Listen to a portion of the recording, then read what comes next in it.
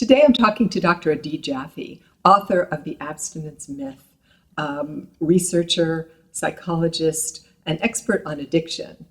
And if you are struggling with any kind of addiction and you've struggled with the 12-step model or abstinence, then I think you'll really enjoy listening to this podcast. Dr. Jaffe talks about harm reduction and the ways that each individual needs to consider what's true for them, how they want to write their life and live in their integrity. So stay tuned for an interesting conversation. I think you'll learn something and you'll be pleasantly surprised. Well, I was thinking this morning about some of the authors' works that I've read over the years and some of the newer voices in addiction. And I was thinking about your book, The Myth of Addiction. So I was thinking there are people like Mark Lewis, Johann Hari, Bruce Alexander, who are looking at addiction and really challenging the old traditional addiction 12-step model and how that plays into your conceptualization of things. Yeah, absolutely. So when I wrote The Abstinence Myth, I used a lot of different names, and I want to include a few more of them because they were the ones who inspired me to look at the problem differently. You know, I got a Ph.D. in psychology from UCLA with an emphasis in behavioral neuroscience. When I studied addiction, it was the classic NIDA model. Now, the NIDA model, the National Institute on Drug Addiction, is the disease model, which is in a way similar to 12-step, even though the two never cross paths. Like when you study in the National Institute on Drug Addiction, traditional addiction research, 12 steps are hardly ever mentioned.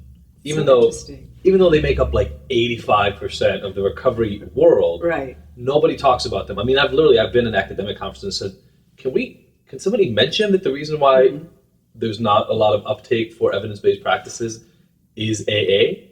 And people looked at me like, how dare you even bring that into these rooms?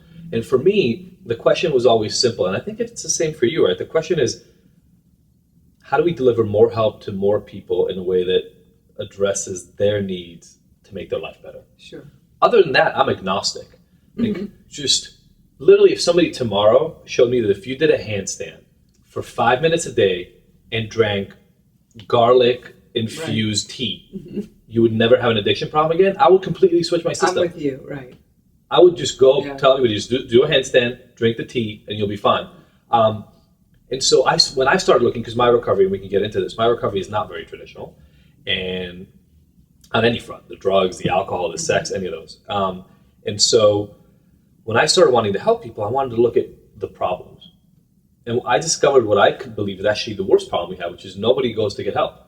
Right, of course. And to the worst end, which is suicide for many people. People would rather kill themselves or continue suffering than to go get help. Yeah. And to me, that was a huge red flag, because it actually stopped being about how do we fix people's addiction in a more effective way, and it became more about how do we get more people to want to come in to whatever help we're offering so that they can get help. And so what do you think keeps people from coming in and getting help? I mean, I've known two people personally in my life that were late stage alcoholics, like in their 50s and later, who just refused to do anything to get help for themselves. So I actually did a study on this at UCLA. I was doing my postdoc, and we found 4 reasons. Now, I was replicating a study from the 80s, and things changed since the 80s, so our findings changed a little bit. When they did the study, they said they had negative attitudes about treatment and what it would provide, shame. There was the logistical problems of I don't know where to go for treatment, what is good treatment, I don't know how to get there, all the kind of complications that happen. We found cost was another huge one, because in the 80s, insurance paid for a lot of treatment. Now insurance barely pays for it, so it's a huge out-of-pocket component. And then a question that I had, that these other researchers had as well in the 80s, where people enjoyed using and drinking too much to stop. And I was taken aback because the study we were conducting was with people who wanted help. The only reason they even heard about the study is because they were looking for addiction help. And it hit me as weird that people were looking for help and saying, but I enjoy using too much to stop. And I wanted to look into that question more. All of my colleagues and my peers said, well, those people aren't serious about getting help. And I said, how can you say that though? I mean, they only reached us because they went online and sought help. Sure. Doesn't that mean already you're serious about getting help? And so denial and all those other words kind of came up. And for me, I created a different category in my head of people who are actually a little bit more like I was when I was looking for recovery. And that was people who knew they had a problem, they wanted the problem to go away, they didn't want to quit. And to me, that doesn't mean you're not motivated. It just means you look at these solutions and you go, well, all these things are asking me to stop doing the thing that I'm doing. I don't want to stop. I just want the problems to go away. And when I started digging into that more and more and more, and I now have worked with hundreds and hundreds of people in that category, I think it's actually pretty simple and straightforward. It's kind of like the face validity is so obvious once you start looking at it. And that is this. This is their medicine. For a lot of the people, same with sex and porn addiction, right? Like, I don't know how to talk to women. I'm really scared of intimacy. I go on porn. I know exactly what to get. Right. I can even pick what kind of sex I want to have today. It's amazing. I always get the same thing. Now, is it making my life better? No. Is it helping me overcome my intimacy fears? Yeah. I don't have to talk to girls. I can just isolate and do that thing. And then at some point, there's a switch, right? For all the people we work with, at some point something happens. Either they get found out or some internal change goes, I don't want to be like this anymore. And now they're looking for help. But what we ask them in our system in general, what we've asked them now is say, okay, you want help, that's fine, but you just have to put the medication away. Right. You can't use your medication. I always equate it to, imagine if physical therapy offices said to people who want a physical therapy, you can come in, but you can't bring your crutches, your cane, or your wheelchair. Whatever that is, you got to leave it at home. Right, you've got to walk immediately, even though your knee hurts. Or you have no legs. Yeah, yeah. I mean, some of the people we work with that's true. Are debilitated, psychologically, mentally, etc. But they're really struggling. And what we say to them is, first you have to commit to being willing to quit, and then we'll help you. Right. And so I've kind of made it my mission over the last, whatever it is now, 12 years, to just not make that request. To just say, you know what, you want help? That's all I need to know. Let's start working there. And so I mentioned some other names before, but like Alan Marlatt, who's passed now. He's one of the big alcohol people who's in the harm reduction space. Andrew Tatarsky is another big name. I'm trying to think other than the names, because you mentioned Bruce Alexander. Stanton Peele, who's not everybody's cup of tea. Well, he's around for a long time. He's a hardcore one, but yeah, I mean, he was one of the first people to write about sex addiction and love addiction. Exactly, and love addiction, yeah. The year I was born, in 1976, the man wrote a book about love addiction, you know, and so one of the forerunners, he's, again, not everybody's cup of tea. He's a little hard sometimes if you challenge him, but he's actually consider him a friend. And those are some of the names that I became familiar with as I started reading. And all of a sudden, this area in my brain opened up. I said, oh, there's an entirely different way to look at this. And so when I wrote The Abstinence Myth, what it centered on was that idea. Why is it that we put this, it's like we put a guard at the gate for help. Like, imagine we're at CHS right now. Imagine if before I was able to push the button to see you, somebody said, are you serious about never looking at porn again? Oh, right. And if I said, well, I don't know, maybe. Oh, yeah. They go, well, come back when you're ready, which is what people hear sometimes. Yeah. So that's really the main goal. Well, that makes sense to me then, is that, you know, I think what I've seen over the years in my own work is that people are loosening the 12-step model up. I mean, there was a time when you couldn't take any medication if you were a 12-step. It was against the rules. Yeah. And now people take medications, they do shamanic journeying work, they go to yoga, mindfulness, of course. So they're trying all different things. So there's an elasticity, it feels like, in the community, at least in LA, when it comes to what does it mean for me, each individual, to be sober. And how do I define my sobriety myself? Sure. And I think that might be a distinction in the sex addiction programs, whereas with alcohol, it's quite cut and dry. It's yes or no. Whereas sex, people's plans or how they, quote, define sobriety is much more dynamic and elastic. So true, and it's actually built into it, right? The middle circle, outer circle, inner circle, like that whole part. And look, this is why it's actually really interesting. The people who understand my work the best are people who work with eating disorders and sex addiction. Yeah. Because you're not going to tell people to stop eating. And you're not going to tell people to have sex. If you made it a requirement to never have sex or touch yourself ever for the rest of your life, people would go, I'm not living that life. Yeah. So here's the thing that I always say, and I love having this conversation, because there's a weird movement in alcohol right now, in the alcohol field. But we get that, right? And part of the reason we get that is because we all eat. And we all get turned on. Right. And so we understand that those are normal parts of functioning. Yes. Somehow around substances, there's still this weird wall, right? Where, well, you don't need alcohol to survive, which is 100% true. By the way, you don't need sex to survive. That's true, too. Right. You just needed to propagate the species. Yeah, and you never need to eat a cookie to to be alive. So there's, I mean, we can get into the nuance of it, but around alcohol, there's a really interesting movement right now, which is getting back to the 80s of demonizing drugs. And so now, I don't know if you've seen it, but in the Sober Curious movement, there's a whole thing about talking about how nasty alcohol is and how it's a toxin and a solvent and all this stuff. Yes, I've heard that. Yeah. It's huge. Yeah. So I see people posting all the time about how bad alcohol is. Here's the problem that they're missing. Alcohol is not these people's struggle. Just like porn is not their real struggle. Exactly. Or food. Food is not their real struggle. So you can demonize donuts all you want. You're Right. not solving food addictions. Yeah. You can demonize alcohol all you want. The vast majority of people who drink don't have a problem with alcohol. That's true. The people who have a problem, it's a cure for them. Mm-hmm. So you telling them that the medicine they take, the pill that the doctor gave them, which they learned about when they were 13 or 14, is really bad and it's a toxin, it's a solvent, it's doing absolutely nothing to help them. All it's doing is exacerbating the shame the next time they drink and they go, what's wrong with me? Why am I drinking this poison? Yeah, well, it sounds like I'm drinking Drano. It is what it does for people. It also, it does harken back to that notion of scared straight, which was an 80s message, about Nancy. drugs. Exactly, Nancy Reagan Reagan, brought us that. just say no. Yeah. It doesn't work. Of course it doesn't work. That's Yeah. never ever the thing that stops people from doing what they're doing. So I do see, with the population, I see people come in because they are in pain. What was once euphoric is now dysphoric. They want to stop. They have a tremendous amount of shame. I say that the shame is both the cause and the effect of the sex addiction. Yeah. And so when we start to normalize why it makes good sense that someone is doing what they're doing Yes. based on what was happening historically, then that's when the shift starts to happen. And I think true. for me too, when I can, highlight for people how these are neuropsychosocial biological problems. Like, it's not your psychology. No. So I brought a book for you, and you'll be able to see literally everything you're saying is exactly the way that we work. So I talk to people. There are 4 factors that have led you here: biology, psychology, environment, and spirituality. Mm-hmm. Spirituality is big for you. I'm not religious.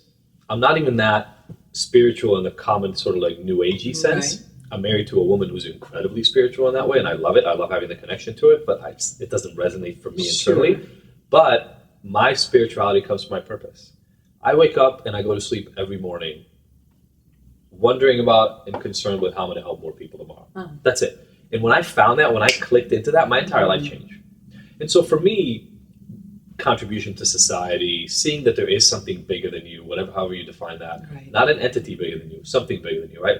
I realized that realization happened to me jogging in the morning in Beverly Hills and running by an elementary school. And I ran by the school and I looked over, and I'd never really had a sense of a higher power. Still don't really higher power, but looked over to the left and I went, you know what? There are so many things that are bigger than me in this world. I couldn't even count them. Yeah. This school full of 700, 800 children whose future is not yet determined, who are going to do amazing things. That school is bigger than me. So tying into how I can make their life better, how I can make the lives of other people better, Sure. gives me a purpose. So that's my spirituality. And so what I tell people is, if I understand your biology, psychology, environment, and your spirituality throughout your life to this moment, I will understand exactly why you got to be this way. Mm-hmm. And then my question is not to question your choices or to doubt you, definitely not to shame you and judge you for what you did, but instead to say this: you did the best you could at each one of those junctions. Right. Don't know how to talk to girls, somebody shows you porn, you're like, I don't have to talk to girls anymore. Right. Now, it makes sense when you're 13 or 12. Mm-hmm. It just doesn't really help when you're 18, 19, 20, trying to figure out how to have long-lasting, lifelong relationships. But you've got this crutch and you're relying on it. So the reduction of the judgment and explaining to the people that I'm working with, almost like mapping out for them, here's how you got here. Now, here's another junction. Mm-hmm. We get to make choices right now of where you want to go. If you want to keep going the way you have, it's 100% your choice. But you came to me for a reason. So let's figure it out. And then you talked about the expansion of the 12-step model. I think there should be an expansion of all models. Yeah. The question shouldn't be which is the best. And I think I talk about this in the book a lot. Mm-hmm. We need to stop this fight of which therapy approach is the best. I agree, yeah. It's not primarily biology. It's also not primarily psychology. Mm-hmm. It's not primarily environment, and it's not primarily spirituality. Each person who sits in front of us is their own unique mix. For sure. And if I stop pretending that I'm going to find a silver bullet and like the right exact mix for everybody, then I get to do a service to the actual person sitting in front of me. And I get to say, you tell me your story. We'll get together. I've now got 15 years of knowledge. I'll bring all that knowledge in to try to help you tease things out. Mm-hmm. And then we work together on creating a solution that fits your life, the environment you live in. But don't you think that aligns perfectly with the field of affective neuroscience, which is really looking at nonverbal communications, the intersubjective field, what emerges between two people, what's co-created between the two? Sure. I talk to people about this a lot too, and they ask, what is healthy sexuality? And I say, I don't know. I know what it is for me today, Sure. but I don't know what it is for you or me tomorrow. Or So this is a constant emergent discovery, I think. it is. And it really depends, as you say, on who's sitting in front of me. Which is, that makes so much sense, right? Like, I got into this field, I know you got into this field to help our clients, Right, yeah. not to help me. Well, it does help me ultimately. All the time. Yes. All the time. But if I start thinking about what I want that person to do, then I'm being self-serving. Sure. And then I'm not doing my job. And then it is judgmental and shaming and reductive, as opposed to being curious about, what do you want? How's that going to work for you? How can I ask questions that are actually creative and also self-reflexive, so that the person's coming to their own conclusions? Yes. Because I'm an imperfect human being. And so I'm not the expert on someone else's life or the final word on what healthy sex is or anything like that. And God knows I better not try to start creating a whole bunch of mini-me's and say to people, well, here's what good sex looks like. Just look at what my sex life. Oh, yeah. That's replicate that, yeah. and then everything will be perfect for you. First of all, that would do a disservice to everybody. Secondly, my sex life is imperfect, and I'm constantly working on making it better. And last but not least, I'm not living their life. Sure. And so I don't have to show up with those behaviors into their life. In their life, my adaptive life could be the worst decision. Right. I could literally mess up from the moment I wake up to the moment I fall asleep if I just do exactly what I do in my life in theirs. And your partner matters, your children, the culture you come from, how old you are, any other co-occurring issues that exist, right? If physiologically, biologically, psychologically. So, from hormonal changes to literally the traumatic history that you've had in your life, the range of those things have impact. And you talked about effective neuroscience, which I love. I don't know if you know Matt Lieberman and his wife, Noemi Eisenberg at UCLA, but they do a lot of he invented the field of social neuroscience, which is how we interact and how that reflects back in our brain, and what does that mean for socialization. Sure. But the other field that I'm surprised that I got really enamored with, do you know Bruce Lipton? Yes, I know who he is. Yeah. So I've now dragged him into doing 3 workshops with me because I love his work so much. He's got powerful ways of considering things. I've got to tell you, my dad was a physician, my sister's now a physician. The idea that I would go so deeply into the notion of the interaction between the environment we live in, our body, and the reality that we co-create between those two, I would have laughed at myself 15 years ago. Yeah. I used to think that there was an objective truth that is the reason we're all here, is to sort of inquire as to, well, what is the right way to do things? Right, which is very left brain. And I realize now there is no right way to do things. No. There's the right way for you, or the better way for you for now. There, as you mentioned, because you said this in a very small little phrase in the middle of what you had mentioned about your own life, it might change. What's right for you right now might not be the right thing for you in 10 years. Exactly, or in 10 days. Right. There's a flexibility that I've now inserted both into my work and in my own life. Yeah. That is really a source of power.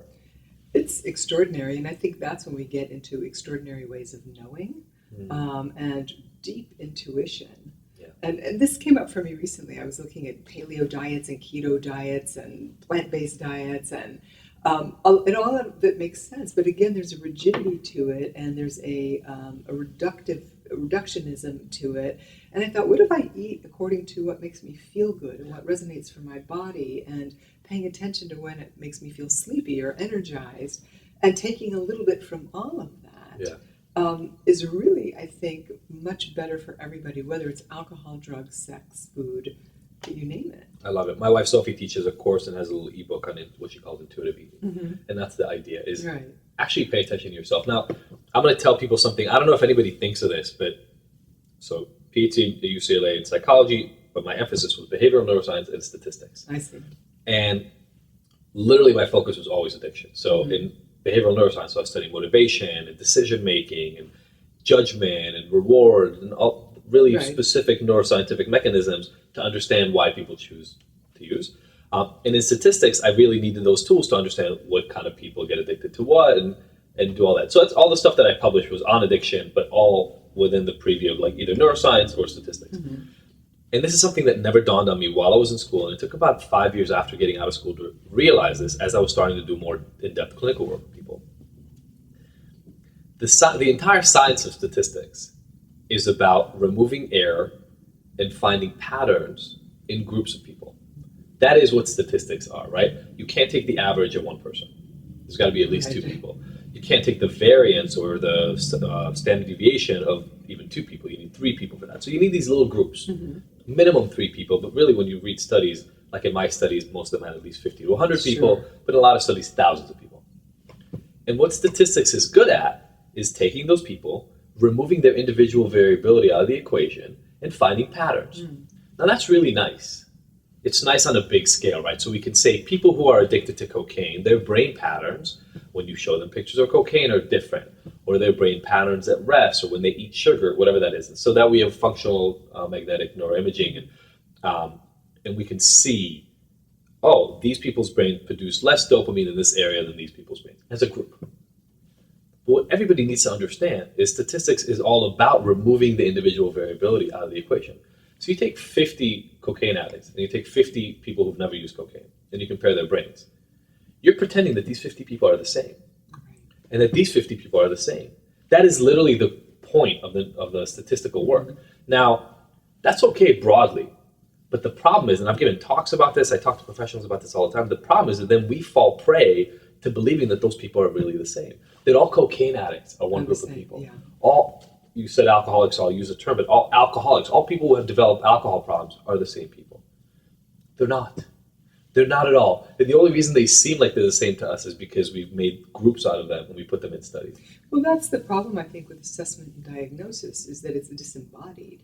It's a profile of a person, but it's not really the person that's in front of us. It's not. And anytime we try to take shortcuts, we just need to realize we're taking shortcuts. Yeah, sure. And if we know that and we realize it, then I can verbalize it. I say that to my clients all the time. I said, look, so for instance, we have an online course, and people come for food, sex, drug, and alcohol, all problems. And so we give them these assessments, like the audit for alcohol or the assist for drugs. And I say to them, look, we're going to read the results, but I want you to understand this is one little grain of sand in the overall picture of assessment. So we do 15 or 20 different ones to give you a more complete picture. But the results of this is not who you are. This is just to give you a slightly better sense of what's going on for you. We can be honest with our clients. We don't have to play that role. And I don't think you do, but I think a lot of people in the field feel as if they have to be incredibly self-assured of the diagnosis. Well, it's that notion of the expert, that I'm the expert on your life. And I'm sitting in a one-up position, you're in a one-down position, as opposed to we're in a side-by-side position, which is what you're talking about. You have an expertise that you're bringing forward, but the person is the expert on their lived experience and what they want and what they need. And I think when science and the humanistic, the personal come together, then we have an opportunity to do something interesting and specific and human again. Absolutely. And as long as we keep in our heads that the people who come to us are coming because it's their human experience that is getting interrupted. Right. Not I'm an alcohol addict or I'm a cocaine addict or I'm a sex addict experience, but their life. Their family, the relationships with their loved one, the way they're interacting with their children, their internal, ongoing, constant dialogue, that voice that just screams at them the moment they wake up that they're losers and worthless and then keeps gnawing at them all day. Their employment, right? Their experience as a human is marred by whatever that experience is that they're having internally. And I always tell my people, professional and the individuals I work with, that my job is to stay curious. And I hear that a lot in what you're saying. I don't need to know any of your answers. When you sit in front of me, my job is actually to know as few of the answers for you as possible. And then just listen. Right, because I always say that I can't really know someone, I can't understand someone unless I'm curious about them. How else will I find out who they are? And so how does this question is not fully formulated, but you're saying that predominantly you were a behavioral neuroscientist and studying behavior.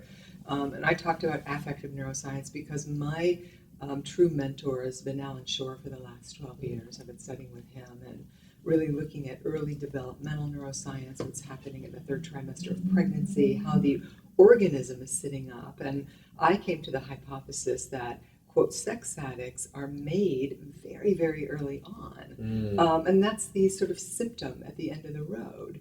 So you're talking just kind of based on early attachment formation? And just the regulatory capacities of the organism, if you will. So if you've got a mother that's depressed or anxious and unable to contingently and consistently attune to that infant, she or he is not setting up the central and autonomic nervous systems in a way that are optimal. Sure. And so that child's going to be dysregulated and need medicine, as you say. Yeah. Some people are prone to food, some alcohol, some sex for various reasons, typically in the family. Yeah.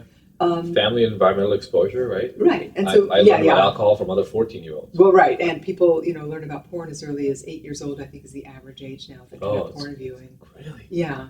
Oh my God, I found my dad's porn stash when I was 11. Right. And I don't even know what I would have done with it by 8. And it was paper. VHS this is and very paper. Different. Yeah. No, this online world is... Yeah, it's a different world altogether. So I guess as such, I've become over the years much more interested in the sort of mechanism that drives the problem and less in the symptom. And so I find that I talk about sex a lot less. I talk about it with sex therapy patients, of course, because they're coming in for pelvic pain or whatever problems. But for people that identify as sexually addicted or compulsive, it's rarely about the thing itself. I mean, the thing itself is sometimes a trope for the original trauma, sometimes not.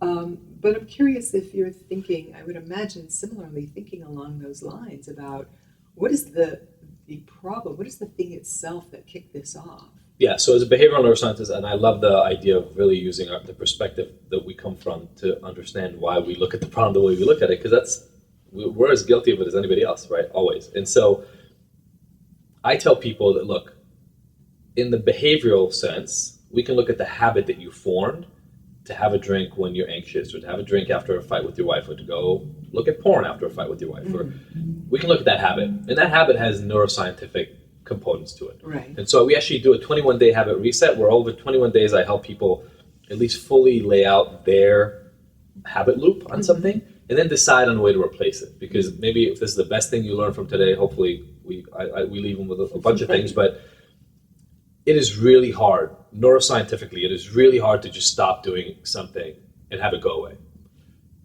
There's almost a 0% success rate.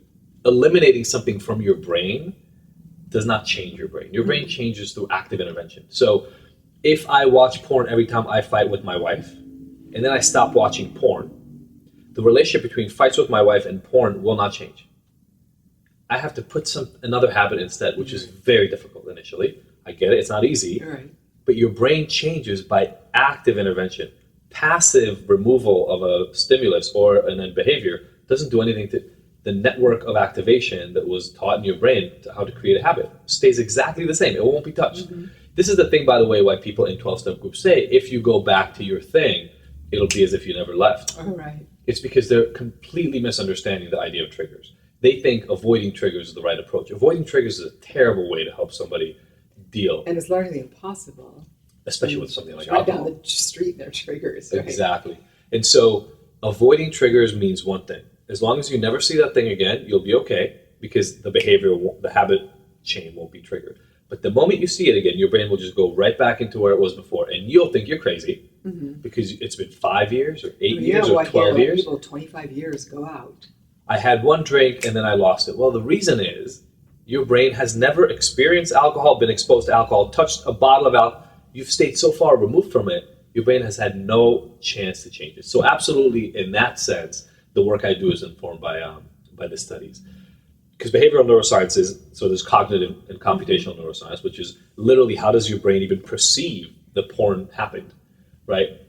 They would go much broader, like how do you even perceive that the sun came up or that there's light, but we can get really particular. The idea is literally how does your brain understand the environment that it's in. Then there's, again, within cognitive or computational neurosciences, how does it then make decisions? Behavioral neurosciences, once this stuff has happened, what do I do? How do I act in the world? So that's where I look. Affective neuroscience tries to take those structures, the cognitive neuroscience structures, and understand how does that specifically apply to the act of feeling, having attachment to other people, anything that relates to the emotional component of our life, bonding. And so there's some biological, hormonal studies in that context, because you have serotonin, you have oxytocin, you have chemicals that get produced, and so we have to get into to that element that is less neuroscience and more physiological. But our perspective absolutely ends up explaining kind of the intervention that we have. It's actually part of why, in my mind, we should have as many options out there. Yeah, and just get really good at knowing what other resources are there, rather than trying to become experts in everything. No, I agree. And I think that way it gives people the opportunity to find what resonates for them. It's so funny how some people think one modality is just change their lives, and for someone else it just falls flat. EMDR is one of those things, I feel like. Yeah, it's like, I don't get anything out of that. I don't know what that was. Yeah. But other people rave about it. So I do think it's incumbent upon us as healthcare professionals to give people a broad buffet of possibilities of what might help them. I think it's also, imagine just literally that example, that analogy is so apt, right? Imagine if you went to an amazing, amazing restaurant, and you walked in and they handed you a menu, and there was one appetizer, one entree, one dessert, and one option for what you're going to drink. I don't care how good the restaurant is. I don't care how amazing the menu is. Right. You'd go there a handful of times and then go, cool, I've yeah. sorted that out. Right. I never have to go to that place again. That can't happen in our life, right? Our life is so much more complex. The struggles that we have are so much more involved. It just doesn't make sense that would ever be a solution, which is why it bothers me so much that we work in an industry where the answer is almost always the 12 steps. Stop it, yeah. Almost always. Right. Well, there's an AA meeting or another 12-step version for that. By the way, I got sober in Pacific Group. Oh, wow. Which is a very stringent version. It's like the Atlantic Group version of the West Coast. And so not only was it that stringent around the following of the AA doctrine, but there was another element, which is, it doesn't matter what you're addicted to, we're all alcoholics at its core. So now, remember before I was saying, when we study, we'll look at people who are addicted to cocaine. We'll say, well, all cocaine addicts are like this. All marijuana, cannabis addicts are like this. All alcohol addicts are like this. That's what a lot of literature has done. Rarely does the literature say, well, it doesn't matter what you're addicted to. It doesn't matter what you're experiencing in life. Everybody who's ever had a substance use problem is in one category. But then there are these groups that literally do that to people, and they say, well, it doesn't matter. You have to abstain from everything for the rest of your life because you're an alcoholic. You've got this built-in condition that you were born with. It just didn't manifest until you were like 14 or 15, and now you're screwed for the rest of your life. Aside from being a completely wrong theory about the people, forget that for a moment. Right. The amount of hopelessness and shame and dependence that it creates in people. Well, yeah, I mean, that's such a militant setup. Which is what the Pacific Group is. Yeah. Now, again, I got to say, it worked for me. I was sober for 3 years, but the reason was I had like a 10-year prison sentence over my head if I didn't stay sober. Right. So my shift happened before I walked in those rooms.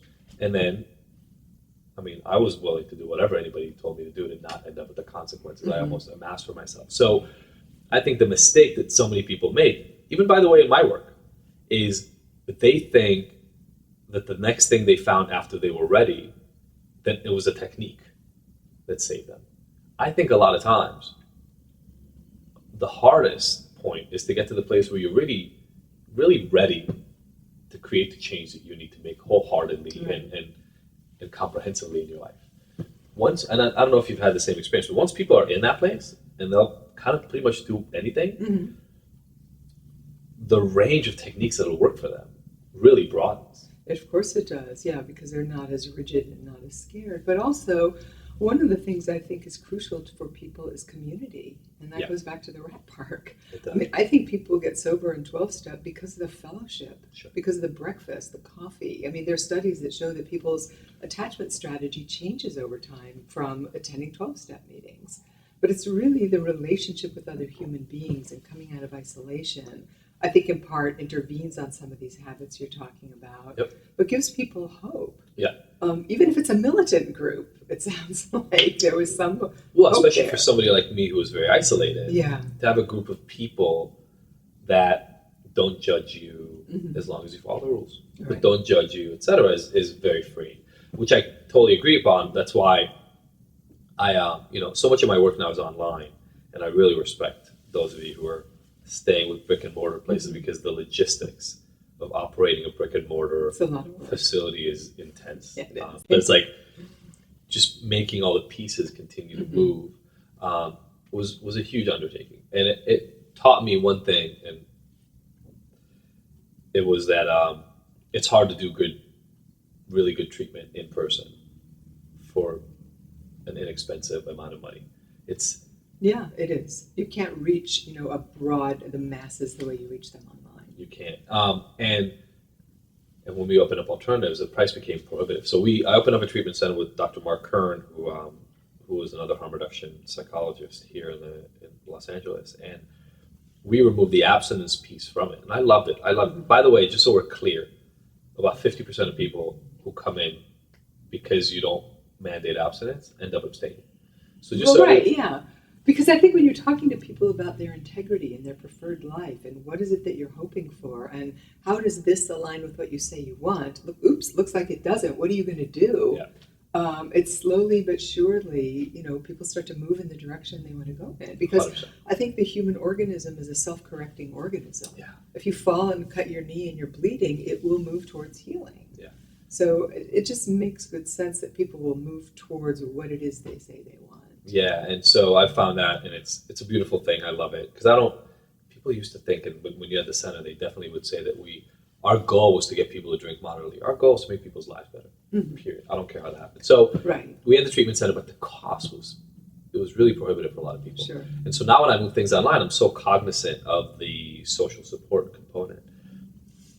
Technology is just so much more incredibly flexible and useful than it ever has been before. And moving very fast. So you can have these online groups that Yeah. are password protected, they're they're private, that are secure, and have people from all over the world who are sharing. And without a doubt, I think I have to agree with the fact that finding a tribe, finding a group of people that you feel kinship with, finding people who support you as you stumble, because Right. you're going to stumble, is paramount to being able to be successful. Yeah, I think that is one of the beauties of the 12-step program. It is kind of a come-as-you-are program. Yeah.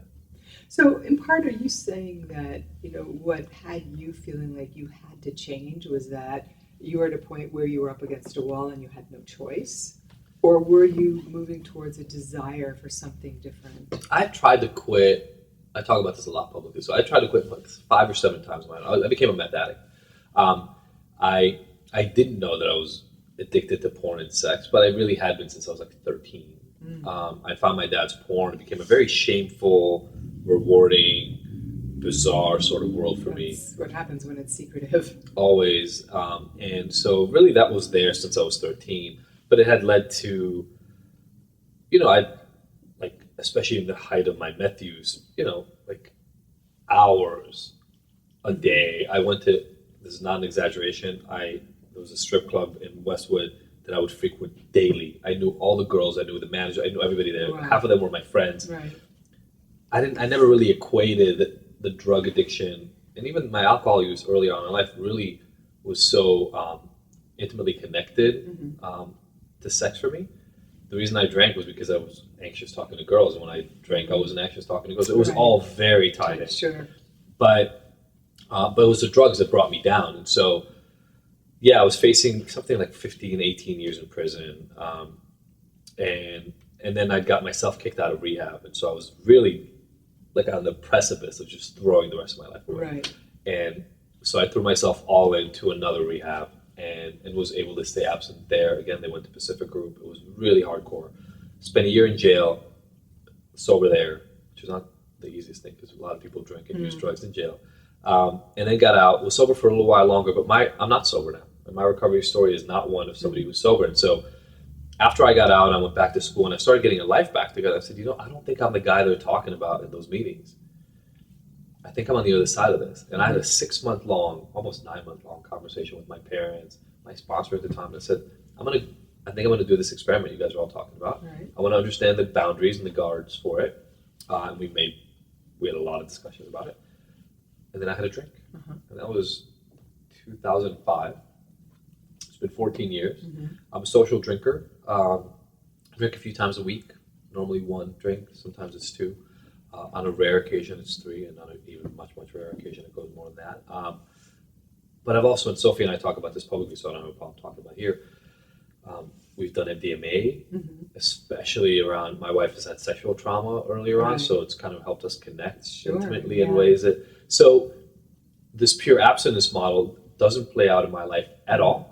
And yet I'm okay. And I have been okay for the better part of 15 years. Well, you sound like you're emotionally sober. And I think there's a distinction between emotional sobriety versus, just full-on abstinence. That's a great point. And it takes, by the way, that takes a lot of work. It does take a lot of work. So I'm not suggesting at all that I wake up in the morning and it's easy. Right, yeah. My wife and I have some of the most intimate, tough, confrontational conversations sometimes. Of course. To get to the other side of the uncomfortable things. What I used to do in the past was when I'd fight with my wife or a girlfriend, I would go drink or use or watch some porn to get over the fear and the anxiety. I don't do that anymore. So there's a lot of self-exploration.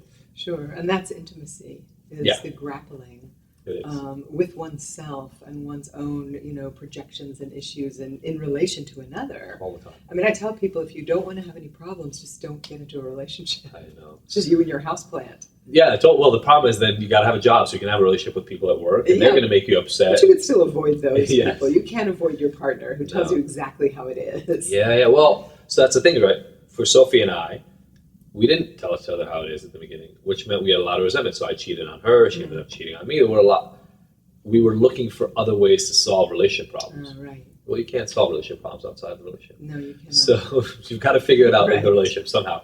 So I'm not abstinent. I'm not sober in the traditional sense of the word, but as you mentioned, I'm as close to emotionally sober as I get to be every day. Right. That's like my job. It's a daily commitment. My job is to show up to my life in the fullest sense that I can. And when I realized that I could live this way, and then I studied and realized that a lot of other people were essentially saying, look, I'm not ready to quit everything, but I want my life to get better. I felt like I had to find a way to at least shoot those guys a line so that they can maybe hold on and get some help. And so that's been the work for the better part of a decade now. First in outpatient, now online primarily. I don't have to tell you, no matter what the technique is, when you find somebody who's tried things over and over and over and has kept banging their head against the wall and getting nowhere, and you find in whatever bag of tricks you have some magic formula that just ends up helping this person change everything. I could live off just that satisfaction for a year at a time. Yeah, one of the things you're saying I love, and I've thought this and talked about this to my clients mostly forever, is that sometimes people, quote, graduate out of 12-step. If they continue to evolve, those people that stay in it like their entire lives and they like grasp and hang on to it, there's a lack of, this is going to sound judgmental, I don't mean it that way, but there's a lack of complexity in the system. And when the system is complex, it's fluid, it's nimble, it flexes.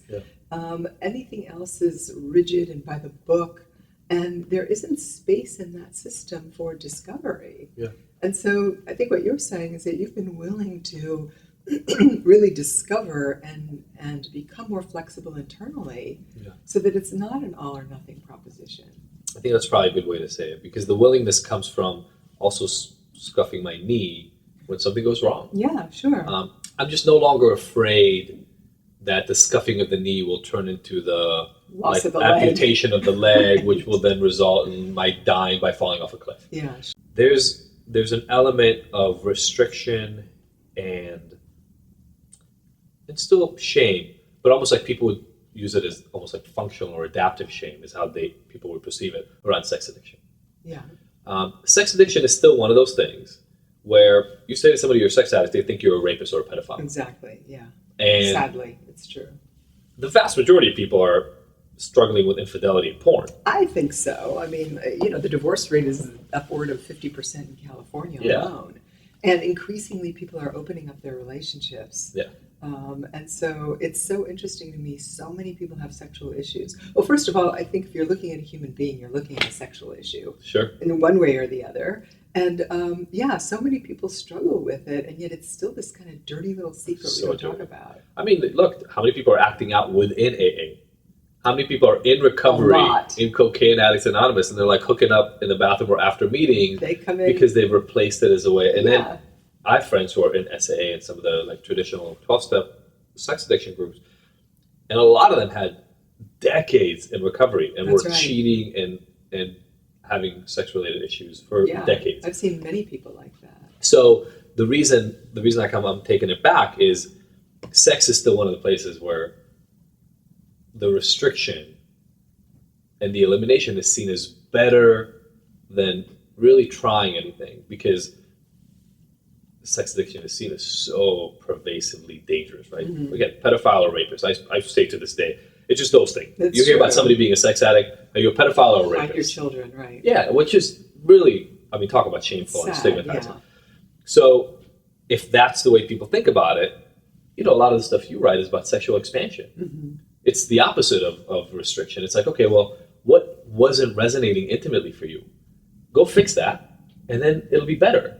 Well, yeah. I mean, my whole proposition is stop using sex as a weapon against yourself or repeating how it was weaponized against you, and reclaim your sexuality as your own, not what was done to you. Yeah. And using sex in a way that I think is about getting off, or really kind of pornographic. There's a lack of connection to the self, and then moving towards deep eroticism, which requires a deep, deep knowing of oneself and the ability to be intimate with another person. Which is so, I mean, again, I'll go back to my own experience because it informs my development. But, porn, you get aroused before you find porn. It's not like porn comes then. Right. But it gives an outlet in a way that is so direct. I can't even fathom now for kids what that does. But so direct, so immediate, so controllable and predictable.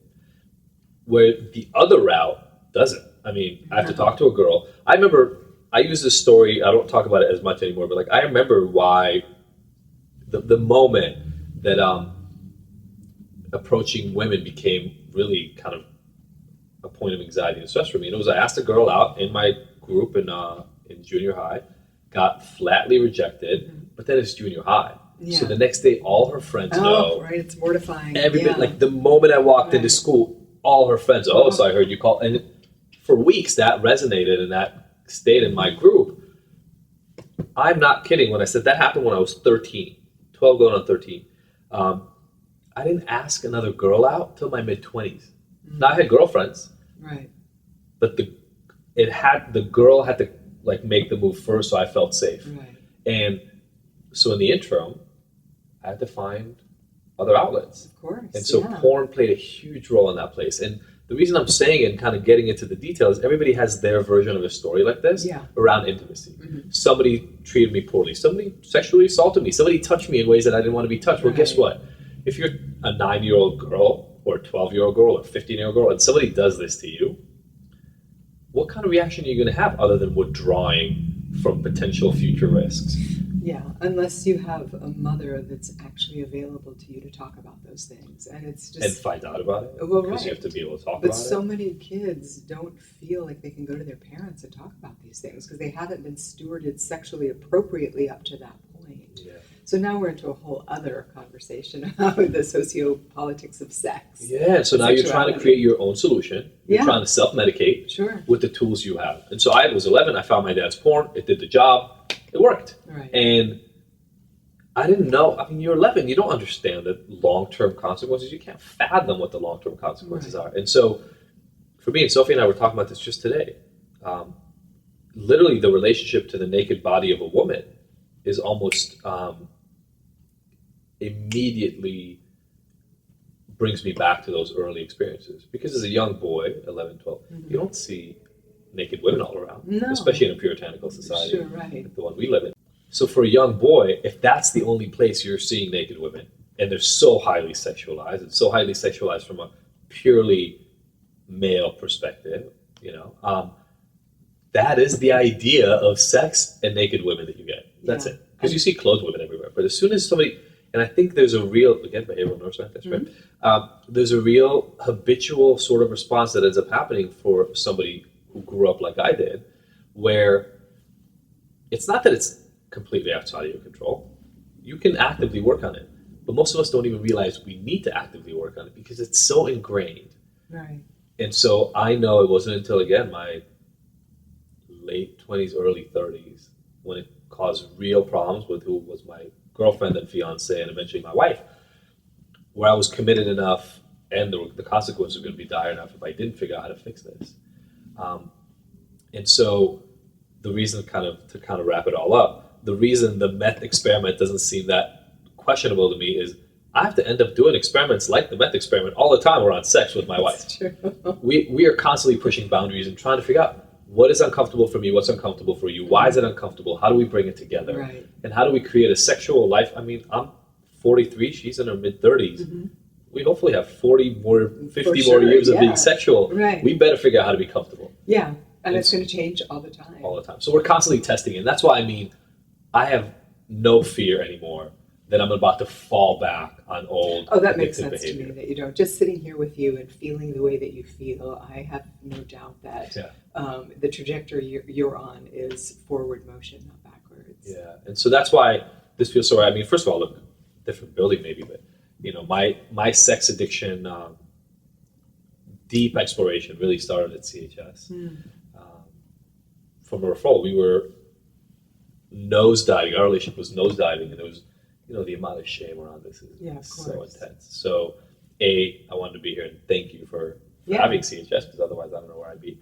And secondly, for being willing to open up the conversation in this way, because not towing the line is scary because not everybody knows how to deal with it. But I think it's also the best opportunity for growth and more help in this field. Yeah, and I think it's the future. So thank you for all the work that you're doing. It's been lovely talking to you and really nice to see you again. Thank you so much. Okay.